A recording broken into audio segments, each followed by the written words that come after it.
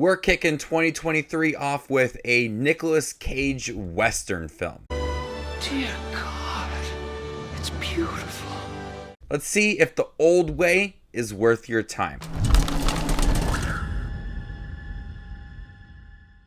Hey everybody, my name is Justin here. I try to watch everything that hits theaters and on streaming services. If you guys are like me, make sure you hit the subscribe button down below and click that bell notification for more up and coming videos. Retired gunslinger Colton Briggs faces the consequences of his past when the son of a man he murdered arrives to take his revenge. Briggs must take up arms once more after his wife is killed and is joined by his young daughter. So after the unbearable weight of massive talent, I thought Nicolas Cage would do more mainstream films, not some of these more smaller films that he's done in the past, but it definitely seems like Nicolas Cage is returning to his old ways. That was hilarious.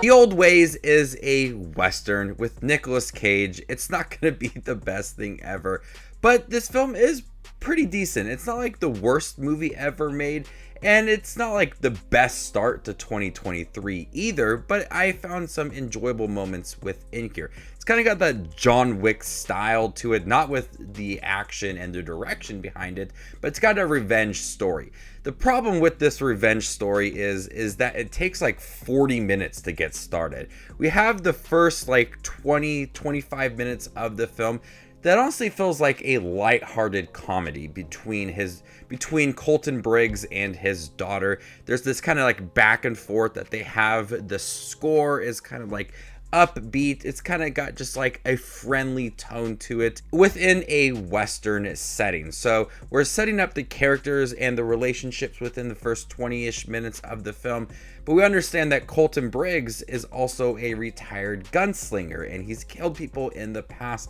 and now it's coming back to haunt him. And when we get into the revenge aspect of it, we have just a lot of characters talking, a lot of back and forth between characters, and it's really taking its time to dive deep into the action of the film, the actual revenge plot of the movie. And that's like 45 minutes within the film, and the movie's only like an hour and a half long, so it's really wasting its time. It's got a really slow pace for half of the film, then it's trying to play catch up with the second half of the movie, and by that time you're already feeling drained with most of the movie. You wanted more of the action and that revenge plot rather than establishing the characters and a lot of dialogue between the characters. You wanted more action, just a quicker pace to it. I do think Nicolas Cage is pretty good in here. It's a very stoic performance. You understood that he was a ruthless gunslinger at one point. Ryan Kiera Armstrong plays his daughter, and she's pretty good in here as well. They have that really great back and forth. There's pretty good chemistry amongst the two.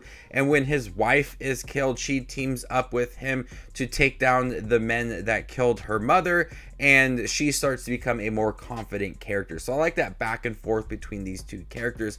And in the beginning, it adds for some humor within the movie, but then also it adds for some dramatic scenes later on within the film. This isn't going to be like a John Wayne film. The Western feel to it is pretty campy. It's not like a gritty Western movie. The way that the score is presented, the set designs, the costumes, it feels like a Western, but like silly. And it feels pretty clean at times with its score. It's trying to feel very cliche and classic at times, but I do appreciate the look of it because it does feel like a Western, but not a like gritty, dirty Western film, more of a like polished Western movie. And I like how the town was set up and the score as well. It screams a classic Western, not in the tone of the movie and the story and everything, but just the way that it looks. It does get pretty predictable and cliche at the end. That revenge story is something we've seen before. There's really no originality to this movie, but what makes this film work is that relationship between Nicolas Cage and Ryan Kiera Armstrong, the Western setting to it. Some of the action is pretty decent towards the end of the movie, but it has a really slow build-up and a lot of unnecessary dialogue between characters, and it's not gripping dialogue either, so you really have to just kind of trek through the movie to get to the good parts.